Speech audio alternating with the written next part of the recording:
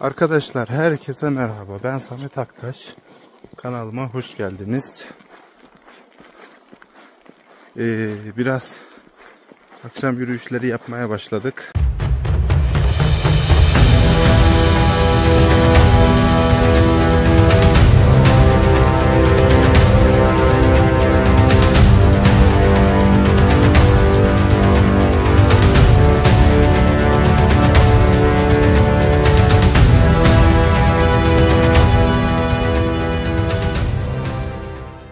Fenerimi açtım arkadaşlar.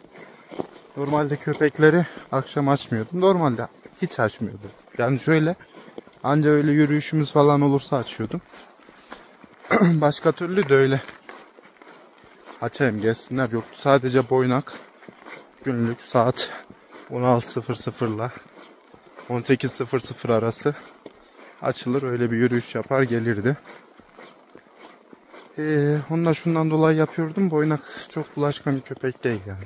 Şey değil. Gidip onunla boğuşayım, bununla boğuşayım o karakterde değil. Parslaşmıyordum. Pars biraz öyle hırçın. Sıkıntı edebilir. Neyse ki arkadaşlar. Köye kurtlar gelmeye başlamış. Şimdi videoyu zaten koymuş olacağım. Ona bakacaksınız oradan. Ben de köpekler artık köydeki diğer köpek sahiplerine de şöyle dedim. Bunlar köpeklerini bağladılar. Akşamları bağlayacaklar. Akşamları da ben köpekler açacağım. Saat yani 22.00'dan sonra sabah 7'ye kadar falan köpekler açık olacaklar. Bunlar kurt boğar. Kurtlar bunlar boğar. O ayrı mesele. Onu göreceğiz zamanla. Böyle şimdi de çok öyle açmadığım için geceler şöyle bir yürüyüş yapıyorum ki şey yapsınlar. Bu atmosferi tatsınlar. Buraya ne girmiş? Yani durumlar öyle arkadaşlar.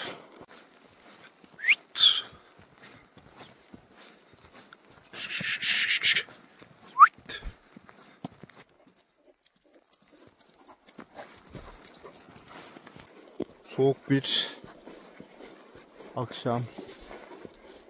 Erzurum. Tamamen soğuk. Şu an arkadaşlar -16 derece falan var. Şimdi değnek var. Bir saattir rahatsız edip duruyor.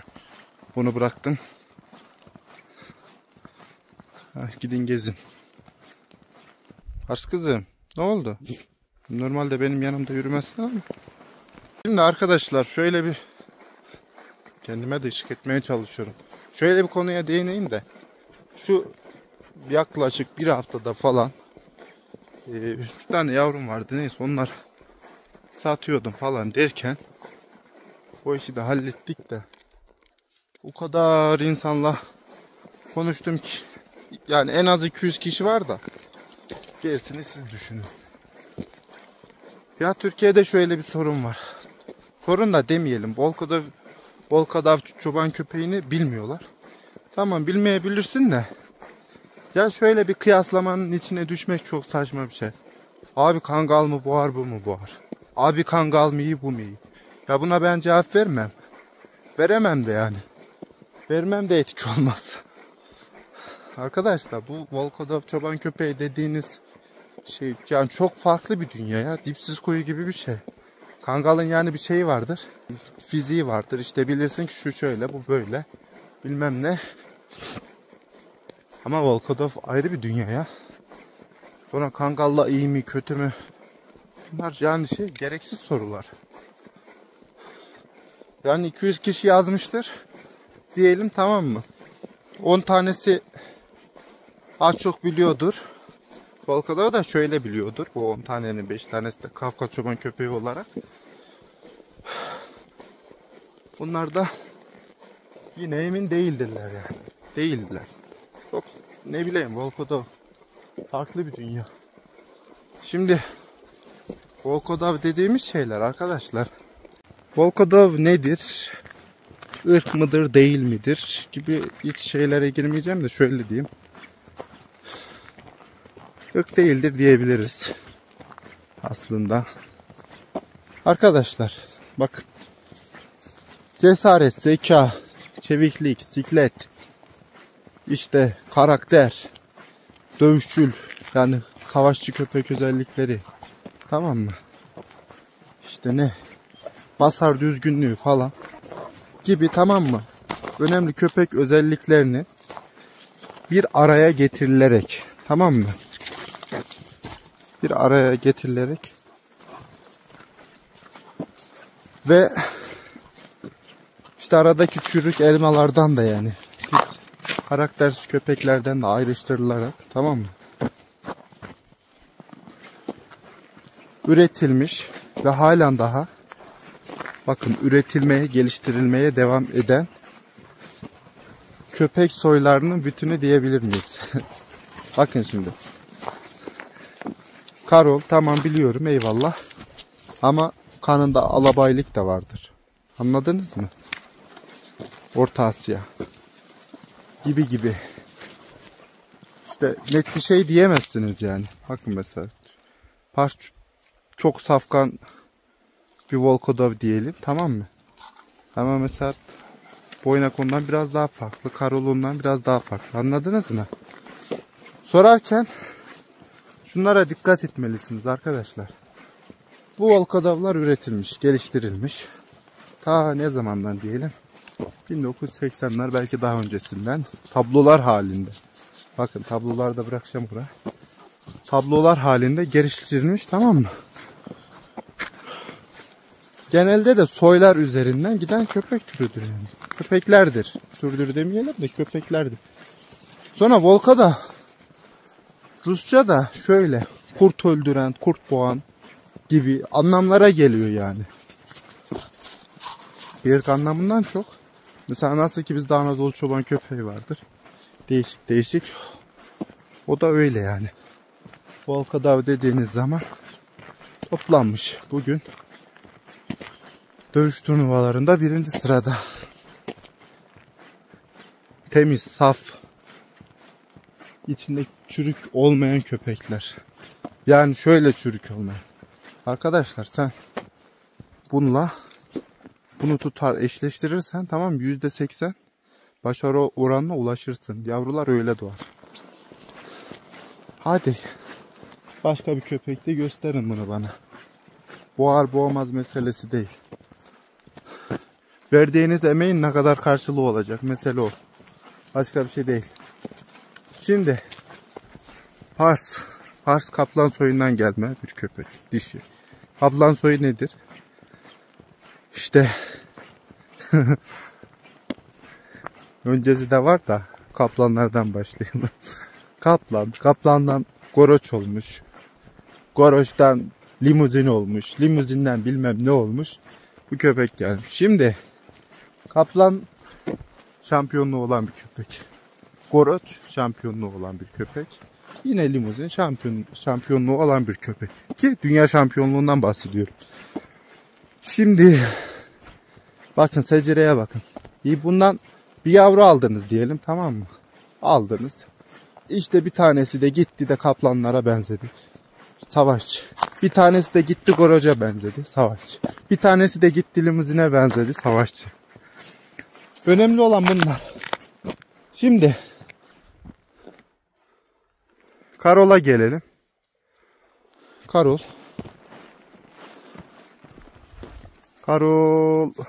Batır denen bir köpek var. Şampiyonluğu olan bir köpek. Onun soyundan. Onun oğlu Borbay var. Yine şampiyon olan bir köpek. Yine onun altından Bulatsi'ye gidiyor. Bak, tablolar halinde. Şimdi gelelim. Kime gidelim? Boynak'a gidelim. Boynak Çerkas ile Balkan Pirat'ın oğlu Akilles'ten gelen bir kan aktarımına sahip. Şimdi insanlar diyor ki öyle de oldu da böyle de oldu. Şimdi arkadaşlar, siz Boynak'la Pars'ı çiftleştirdiniz, tamam mı? Şimdi bak, Boynak'ın yine bu Çerkas falan dedim ya, onların içinde de Goroç soyu var. O da ayrı bir konu. 7 nesil öncesine mi çekiyor? Gitsin çeksin abi. Şampiyon. 1 nesil öncesine mi çekiyor? Gitsin çeksin. Ya önemli olan böyle şeyler. Şimdi üret. 10 tane yavru doğsun. Bir tanesi dövüşmesin. Böyle bir şey var mı? Yani Volkodov'un özelliği bu. Şimdi Türkiye'ye bakalım. Türkiye'de işte son yıllara damga vurmuş kim var? İşte Vurgun var. Ya kimse kızmasın, bunlar doğrular. En kralıyla da tartışırız. Vurgun var. Tamam mı? Bugün Vurgun'un soyunda bir sürü işte bu işin ustaları bakıyor. Öyle diyelim. Tamam mı arkadaşlar? Vurgun kupa üstüne kupa kaldırdı. Evet. Tamam. Vurgun aynı zamanda gitsin Gorocu boğacak kabiliyete de sahip olsun. Tamam mı? Tamam. 4 çeker. Gitsin onu boğacak kabiliyete de sahip olsun. Eyvallah. Ya hadi Vurgun'un bir tane altından çıkan gitsin Gorocu'nun soyunu boğacak kabiliyete sahip olsun. Yani önemli olan bunlar ya. Ben ne yapayım? Tek taraflı şampiyonluğu ne yapayım ya? Gitsin köpek şampiyon olsun. Ne? Altından köpek çalışmadıktan sonra bana ne ya? Onun kalitesi öyleyse aktif dönemi 1-2 yıldır, ondan sonra ne olacak? Hiçbir şey. Şimdi Parsla boynağı çiftleştirdik. 9 tane yavrusu oldu. 9 tane yavru.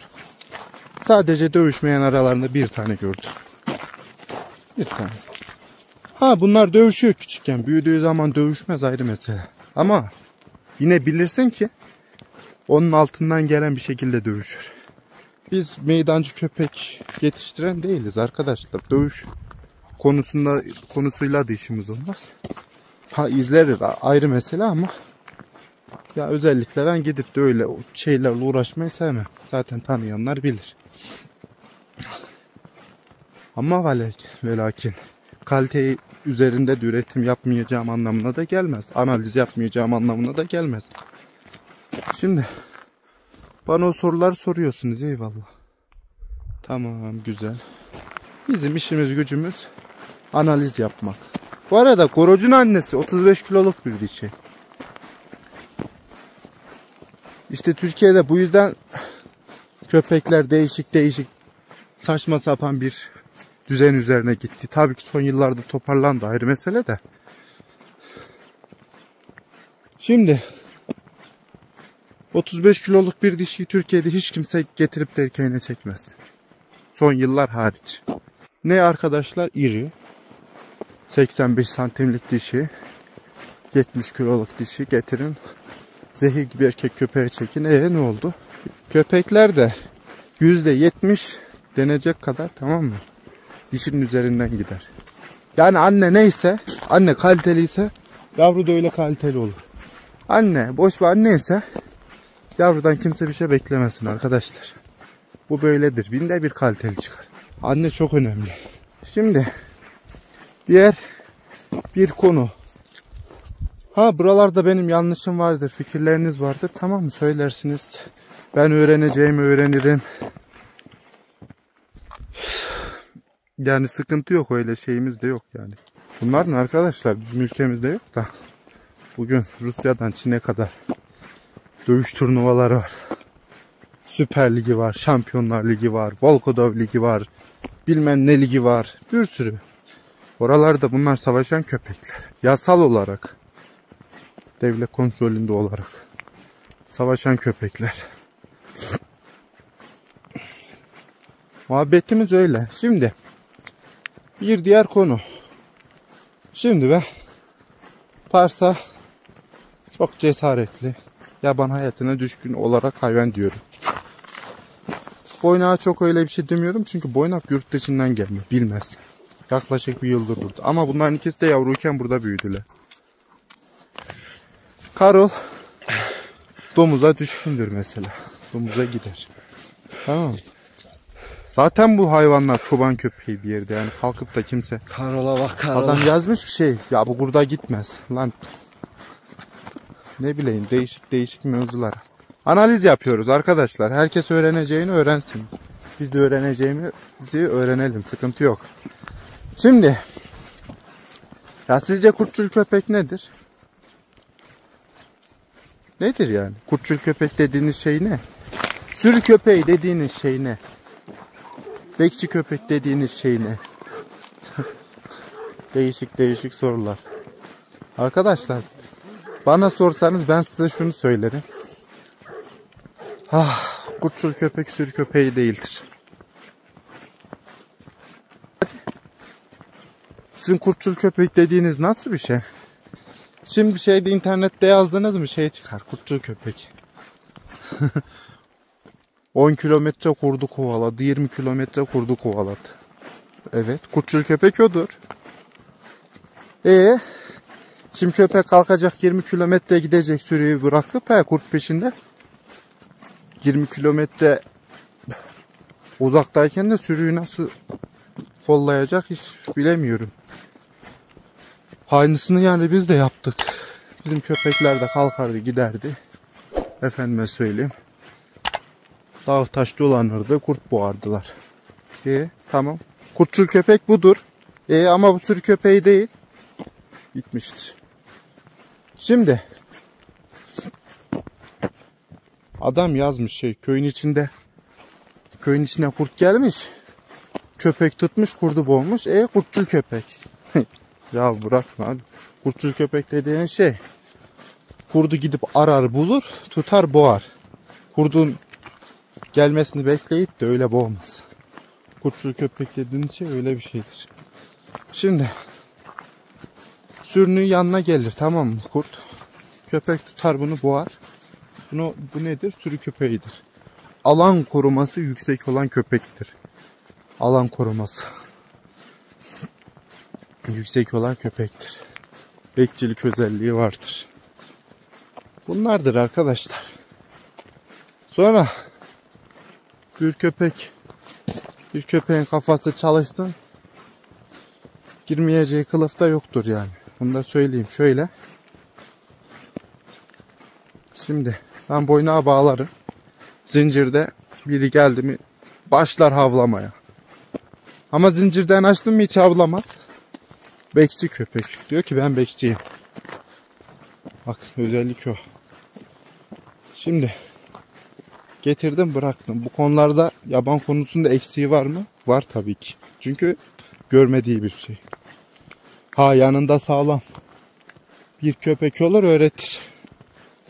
Mesela Metin abinin güzel bir lafı var. Ki biz de yani bunu tecrübeyle öğrendik. Arkadaşlar iyi bir dişi köpek erkek sürüsünü yönetir. Bunu unutmayın. İyi bir zeki, kaliteli bir dişi köpek sizin 2-3 tane erkeğinizi rahat yönetir. Şimdi dişi ise erkek de onun peşine bir türlü gider. Ama dişi kötüyse gitmez. Şimdi arkadaşlar çok farklı bir konu daha aklıma geldi de onu konuşalım biraz. Gel. Şimdi bu aralar kurt boğma videolar falan bu sosyal medyada bayağı bir var. Şimdi arkadaşlar köpek kurdu boğuyor ya, tutup da kurtla boğuşmuyor. Anladınız mı? Bakın. Şimdi açın. 2 tane köpeğin boğuşma videosunu izleyin. Dövüşme videosunu. Tamam mı? İzlediniz. Kurtla köpekle öyle bir video çıkaramazsınız. Öyle bir sahne bulamazsınız. Çok nadirdir.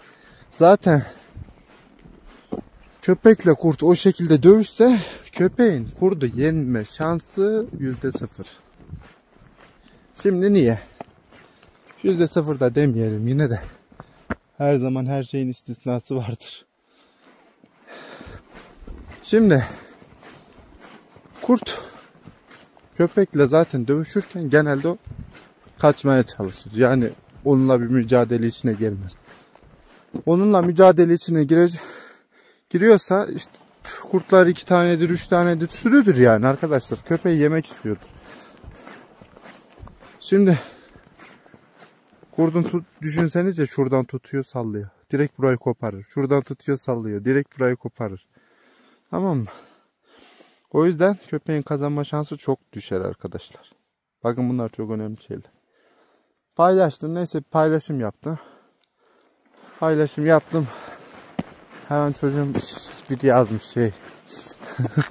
Sen hiç kurt boğma videosu gördün mü? İşte kurtla köpek boğuştu mu kurt kanlar içinde falan kalır. Ben de şey yazmıştım.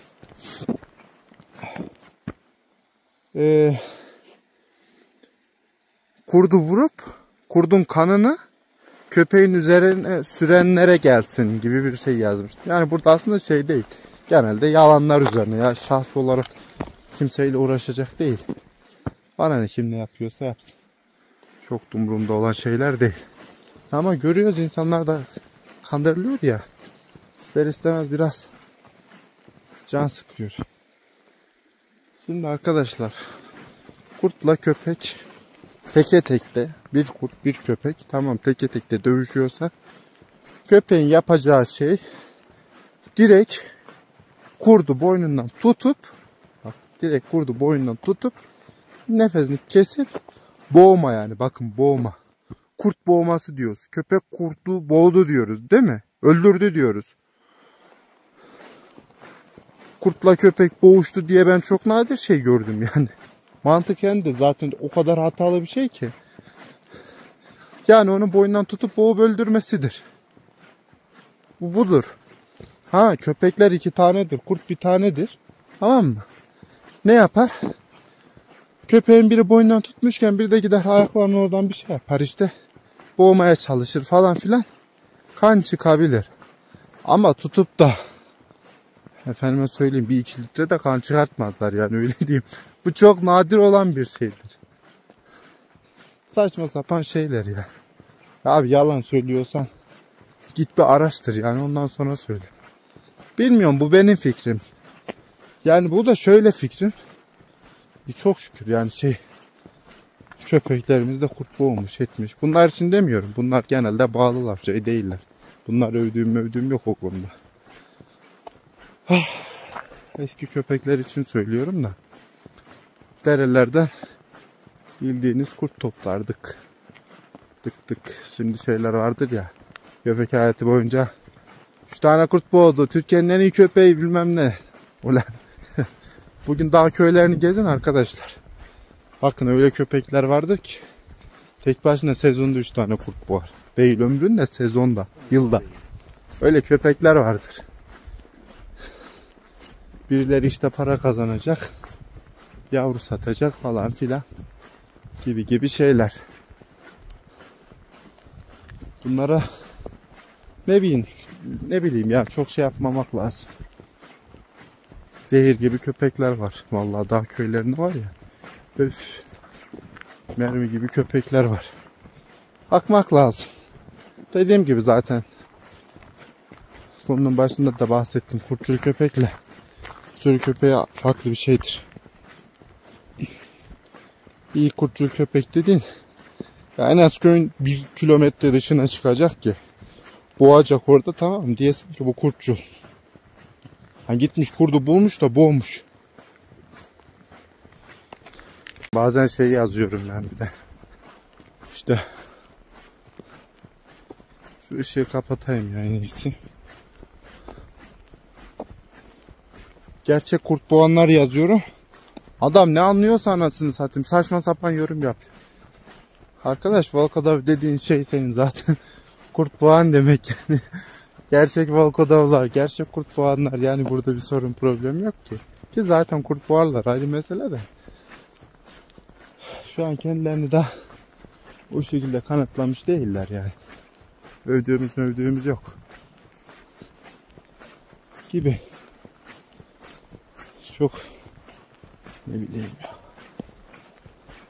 Şimdi bunlar da köyün içine kurt boğsa iyi derim. Alanı güzel korumuşlar. Süper. Ama şimdi bunlar böyle sürekli açık oldu mu lan? Dışarıya çıkmaya başlarlar. Gezerler, tozarlar. Takılırlar. Dışarıda da öyle gidip kurtla karşılaşıp boğdukları zaman ha derim ki bunlar kurt boğan. Tamam, kurt boğmuşlar. Adının hakkını vermişler derim. Bir de ne olursa olsun Böyle köpek açıksa, tamam mı? Geceleri açıksa, bunu kurt boğarsa anlayın ki bu cesaretli köpektir. Bu şekilde. Arkadaşlar, cesaretli olmayan köpeği kurt kolay kolay boğamaz. Zincire bağlarsın, gelir o şekilde boğar. Evin önünde gelir boğar falan filan. Ama diğer türlü köpek korkaksa zaten kendini öyle saklar ki hiçbir şey yapamaz. Kurt ne yapacak? Anladın mı? Şimdi bazen öyle şeyler var. Mesela bilmiyorum, ben kendimizden yola çıkıyorum. Çevremizden yola çıkıyorum. İyi köpeği her zaman kurt yemiştir ya. Her zaman. İstisnasız ya. Sonu odur yani.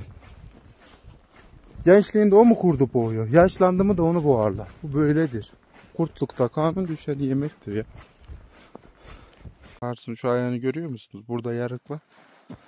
Hayvan o yüzden bugün çok hareketli değil. Ha kızım benim.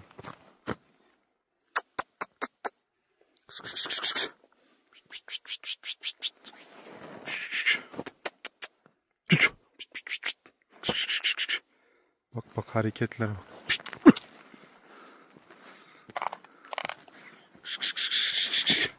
Hadi kızma. Komut sevemiyor köpek ya. Hayvanın ayağı gitmiş, yaralanmıştı.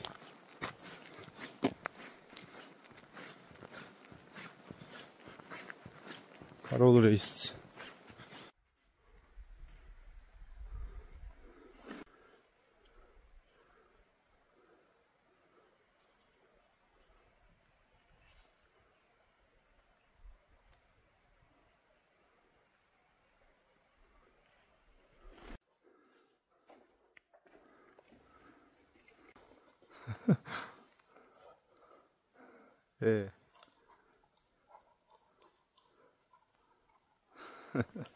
Atlanan mı? Gel. Bari. Ne olacak ya? Çıktı oradan, aşağı atladı. Hah.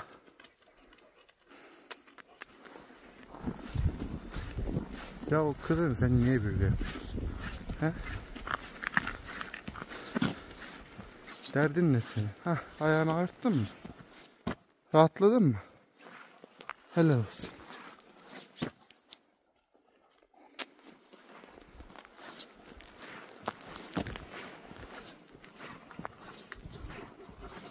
Evet kızım ya. Çıkmış burada, neyi kovalıyorsa buradan aşağı atladı manyak.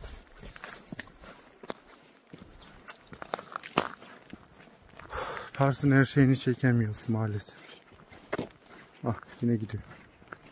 Yani bir gün drone kaldıracağım bunun üzerinden, akşama kadar bunu çekelim. Arkadaşlar, yürüyüşümüz bu kadar. Videoyu beğenip kanalıma abone olmayı unutmayınız.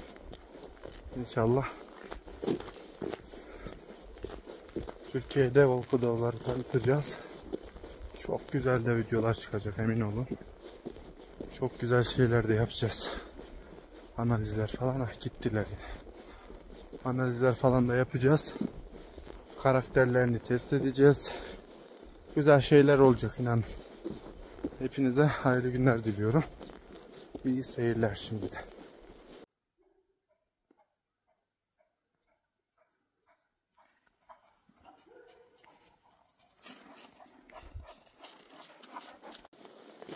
Boynakla Pars gitti. Köyden dışarı gittiler. Abi sıkıntı.